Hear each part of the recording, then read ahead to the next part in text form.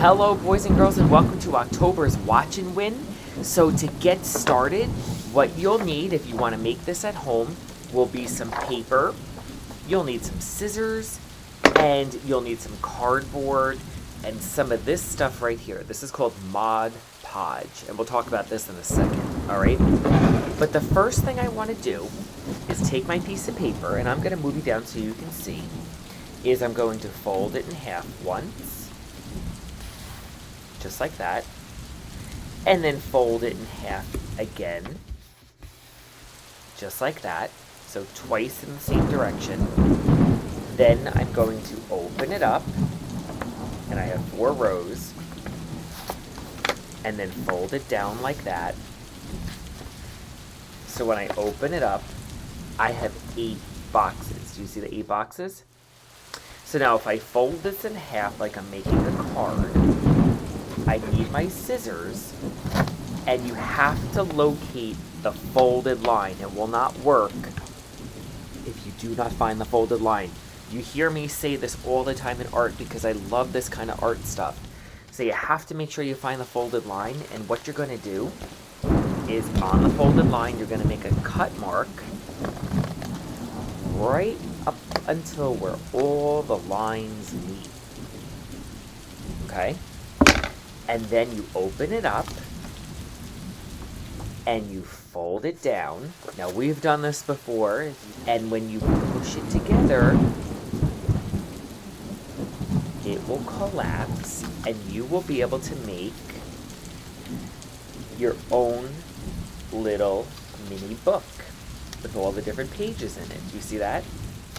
So, what you do is you make a bunch of these, and then water down some paint, brown paint for this project, but for any other project, it could be white paper. It doesn't have to be for Halloween, but I'm making it for our October Watch and Win. So I did that already, and I want to show you what my paper looks like over here. I made a bunch of paper. You know what I used? I actually used some coffee, cold coffee, and a paintbrush. So I have all of my pages. I'm going to take a regular bottle of glue and make sure you know where the opening is on each of your pages, right? And you're going to put some glue and stack these together.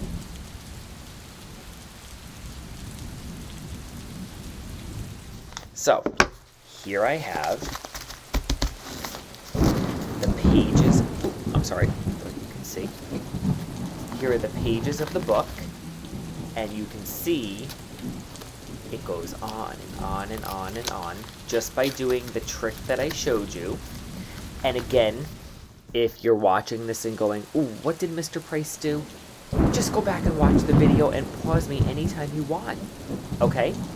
And now to make the cover to the book, I'm going to take some cardboard, and I keep down here just a tremendous amount of scraps because I'm always using them. And what I'm going to do is measure out the size of my book. Now I actually have 2 I already did here, so I'm just giving you an example of how I did that. You see my spell book forming? And now, let's go back to this stuff here. This stuff is called Mod Podge, and I love it because you can take it with a paintbrush, and you can use things that you find at the craft store, like these paper napkins. See, these are just plain paper napkins. And if I take a paintbrush, I have one right here, and I'm going to dip into the Mod Podge, and you first paint the surface of what you want to be covered. See?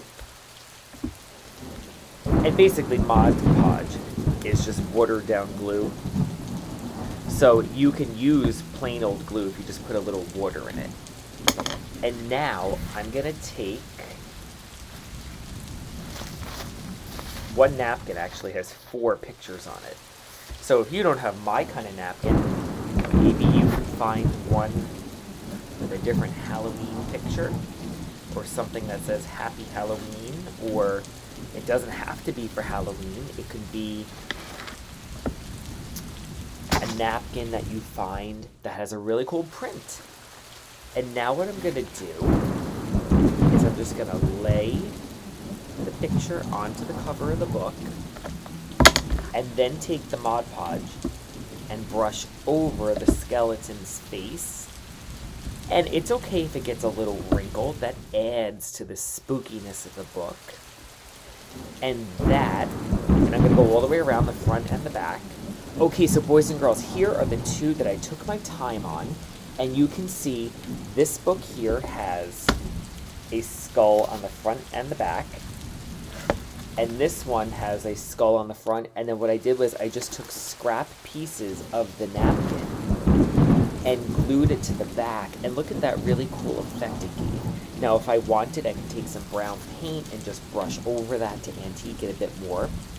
But I think the final thing to do is I'm going to take a little bit of glue, and I did this to test it out before, and I really did like it. It gave the book some more character. I'm going to glue two little eyes on to the skeletons to give them some character. And you can see that now the pages of the book are ready to be filled with all kinds of fun things, either for Halloween or for your imagination. I happen to have some red ribbon here, and I'm going to cut a nice piece of ribbon, and I'm just going to attach it to the front of the book like this. And if I wanted, I could glue that, but I think this gives it a nice look. Now it looks kind of piratey look. Isn't that great? And that's what you're going to use to open the book. And I think I'm going to put just a little bit of glue onto the ribbon where the spine of the book is, and that will dry, and that way the ribbon doesn't get lost. So boys and girls, I have two fun piratey skeleton books using cardboard, plain paper, some napkins, and this stuff here, Mod Podge.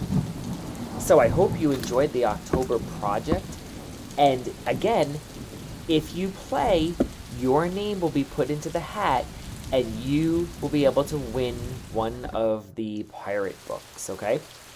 So, at this point, I'm going to ask you to take a look at this painting here. Take a look, study it, and the two questions are, who is the artist, and what is the name of the painting?